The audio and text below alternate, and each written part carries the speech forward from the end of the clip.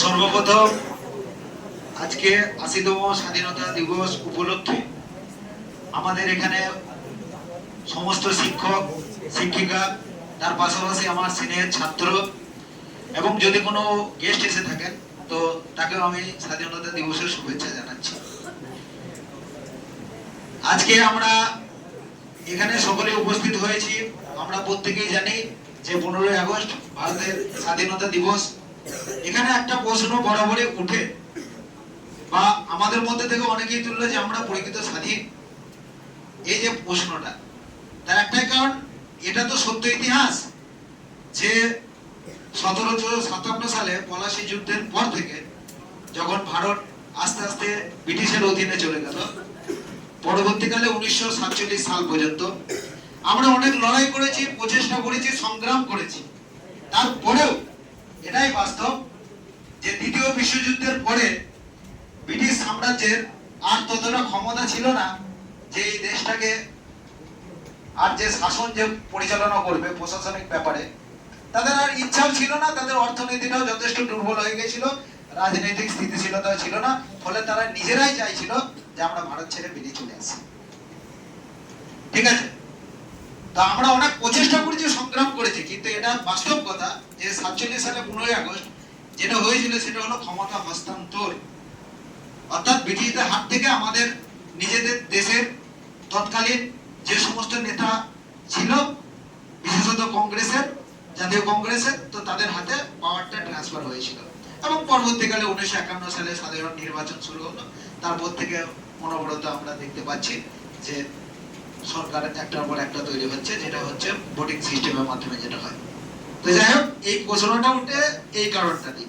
কিন্তু একটা কথা সত্য যে আমরা প্রত্যেকেই যে স্বাধীনতার লড়াইটা করেছি, যা প্রচেষ্টাটা যেটা করেছি সেটা হচ্ছে সত্য।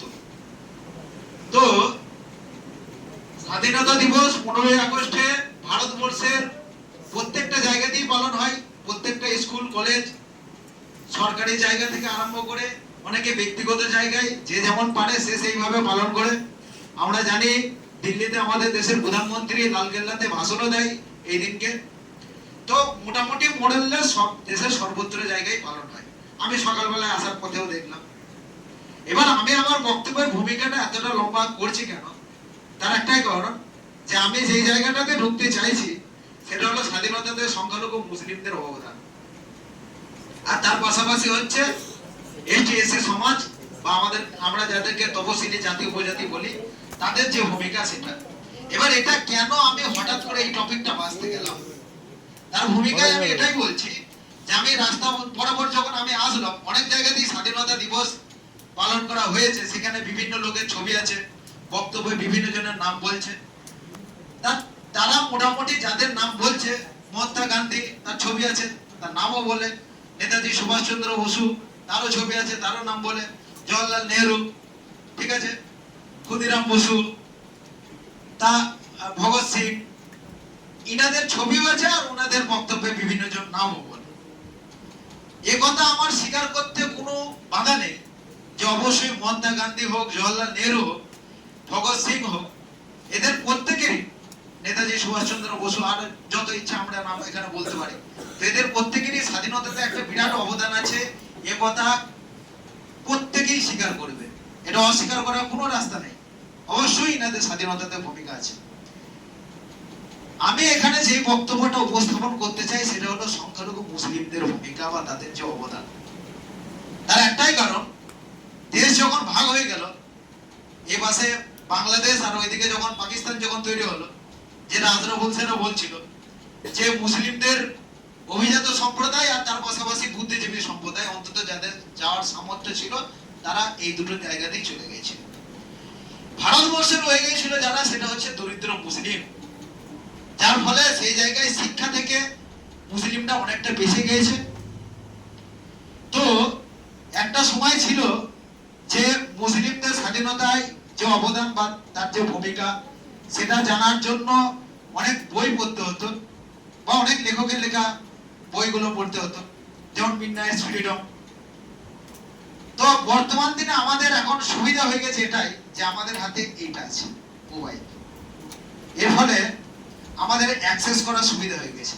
আমরা গুগলে সার্চ করতে পারি, আমরা ইউটিউবে সার্চ করতে পারি যে ইন্ডিয়ান ফ্রিডমে মুসলিমদের কি কন্ট্রিবিউশন আছে, তাই না?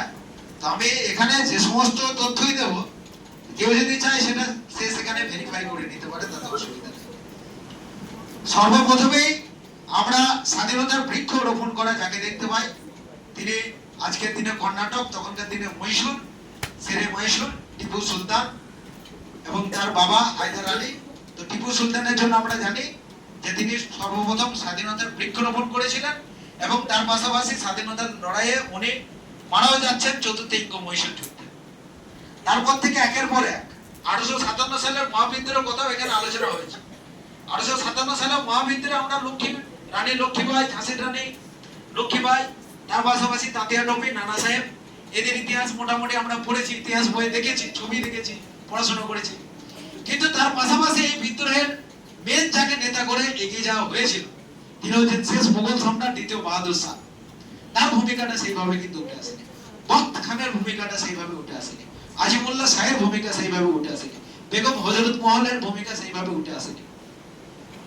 দুঃখটা এই জায়গাটা থেকে যে সংখ্যালঘু ইতিহাস, তাদের যে কন্ট্রিবিউশন, সেই জায়গাটা ভারতের ইতিহাসে আজও পর্যন্ত সেইভাবে মূল্যায়ন করা হয়নি। নেতাজি সুভাষচন্দ্র বসুর কথা আমরা সকলেই জানি, অবশ্যই তিনি আমাদের নেতাজি, তার একটা বিরাট ভূমিকা আছে। কিন্তু নেতাজি সুভাষচন্দ্র বসু কলকাতার এলগিন রোডের বাড়ি, আমি নিজে যখন এসএসকেএম পিজিতে গত বছর ছিলাম, চিকিৎসা করাতে গিয়েছিলাম, তখন আমি কিন্তু দেখে এসেছিলাম এলগিন রোডের বাড়ি নেতাজিতে। নেতাজির বাড়ি ওখান থেকে কাছে এলগিন রোডে। তো এলগিন রোডের বাড়িতে উনি যখন অসুস্থতার ভান করে যখন ছিলেন দেশ ত্যাগের আগে, যখন উনি যার সহায়তা পেয়েছিলেন তিনি একজন মৌলানা, দাঁড়িয়ে মৌলানা, তার নাম উবাইদুল্লাহ সিন্ধি। সেই কিন্তু এই বুদ্ধিটা দিয়েছিল যে তুমি জিয়াউদ্দিন ছদ্মবেশ নেবে, পাঠানের ছদ্মবেশ নেবে, জিয়াউদ্দিন নামটা নেবে, পাঠানের ছদ্মবেশটা নেবে, নেতাজির ড্রেসটাও দেখতে পারো তোমরা, সিনেমাতেও দেখিয়েছে, যাই হোক। তারপরে তুমি এইভাবে আফগানিস্তান হয়ে, জার্মানি হয়ে, এইভাবে তুমি দেশ থেকে বেরিয়ে, তারপরে ইতিহাস আমরা প্রত্যেকেই জানি আজাদির বাহিনী। এবার আজাদির বাহিনীর কথা যখন বললাম, আজাদির বাহিনীর কথা আমরা সকলেই পড়েছি, আমরা লক্ষ্মী স্বাধীনতার ইতিহাস জানি। কিন্তু আজাদির বাহিনীর বড় বড় জেনারেলের মধ্যে কর্নেল শাহনওয়াজ খান, কজন আমরা নাম জানি, শাহনওয়াজ খানের নেতাজির বিখ্যাত সহযোগী, আজাদির বাহিনীর অন্যতম একজন কর্নেল শাহনওয়াজ খান, ক্যাপ্টেন রশিদ আলী, তার নামে একটা দিবসও শুধু পালন হয়েছিল, রশিদ আলী দিবস। তাহলে এই নামগুলো অবশ্যই হাবিবুল্লাহ, মোহাম্মদ হাবিবুল্লাহর নামটা আমরা পাই নেতাজির ইতিহাস পড়তে গিয়ে। তাহলে এই ইতিহাসগুলো আমাদেরকে কি না সেইভাবে প্রকাশ পায়নি। আমি যদি গান্ধীবাদী আন্দোলনের কথা বা অহিংসা সত্যাগ্রহের কথা যদি বলি, তো মহাত্মা গান্ধীর লাইফে এমন একটা পিরিয়ড ছিল যখন তার পাশে কেউ ছিল না, একজন মৌলানা ছিলেন। তিনি ভারতবর্ষের প্রথম শিক্ষামন্ত্রী, স্বাধীনতা সংগ্রামী মৌলানা আবুল কালাম আজাদ। মৌলানা আবুল কালাম আজাদ একজন বিখ্যাত পাপের লোক, কলকাতাতে তার বাড়িও আছে বর্তমান দিনে, তোমরা চাইলে দেখে আসতে পারো। ভারতবর্ষের প্রথম শিক্ষামন্ত্রী হয়েছিলেন মৌলানা আবুল কালাম আজাদ। যখন দেশ ভাগ হচ্ছে, দেশ ভাগের সব থেকে বড় বিরোধিতা যেহেতু লোক করেছিলেন মুসলিমদের মতো, অনেকেই বিরোধিতা করেছে। প্রমিনেন্ট ফিগারের মধ্যে দুজন, একজন হচ্ছে, দুজনকেই তোমরা ছিল, মৌলানা আবুল কালাম আজাদ, আর একজন হচ্ছে খান আব্দুল গাফার খান, যাকে সীমান্ত গান্ধী বলা হতো। মৌলানা আবুল কালাম আজাদ তখন দিল্লির জামা মসজিদ, যেটা জামা মসজিদ বা জুম্মা মসজিদ যেটা বললেন, সেই জামা মসজিদের সিটিতে দাঁড়িয়ে থেকে বললেন যে হিজরতের জিন্দিগি তোমরা করতে চললে পাকিস্তান যাবে বলছো মুসলিমরা, তোমরা কেন সেখানে যাচ্ছ? দেশ ভাগ হলেই বা কেন সেখানে যাচ্ছ? এই দেশের সঙ্গে তোমাদের নারীর সম্পর্ক, তোমাদের পূর্বপুরুষের কবর আছে এখানে। এখানে মুসলিমরা কয়েক দশক ধরে এখানে রাজত্ব করেছে, এখানে শাসন করেছে, তোমাদের পূর্বপুরুষদের রক্ত আছে, খুন আছে এখানে। তোমাদের আলেম ওলামারা এই দেশের স্বাধীনতাতে এতটা ভূমিকা রেখেছে, তোমরা কোথায় যাচ্ছ? আমাদের কাছে চয়েস ছিল অন্য জায়গায় যাওয়ার, কিন্তু আমরা যাইনি।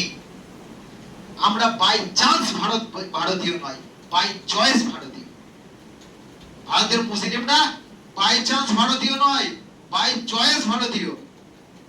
আমরা মৌলানা আবুল কালাম আজাদের সাথ দিয়েছি, আমরা মোহাম্মদ আলী জিন্নাহর সাথ দিইনি। গাফফার খান, সীমান্ত গান্ধী দেশভাগের অন্যতম বিরোধিতা করেছিলেন, গান্ধীবাদী নেতা ছিলেন, সেই মহান পাঠান সর্দার। আমরা মুসলিমদের যদি ইতিহাস পড়ি, যতগুলো সাম্রাজ্য আছে, মনে রাখবে তাদের এই সেনাবাহিনীতে পাঠানদের একটা বিরাট ভূমিকা ছিল। পাঠানরা একটা দুর্ধর্ষ জাতি।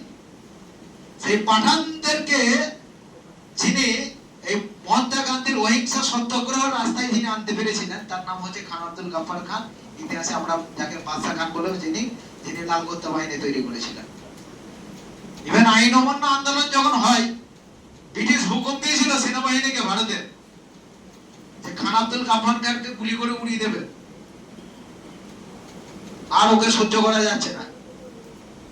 ব্রিটিশ সেনাবাহিনীর যে সমস্ত ভারতীয় সেনারা ছিল, তারা বন্দুক নামিয়ে দিয়েছিল যে না, আমরা ওই লোকটাকে মারতে পারবো না।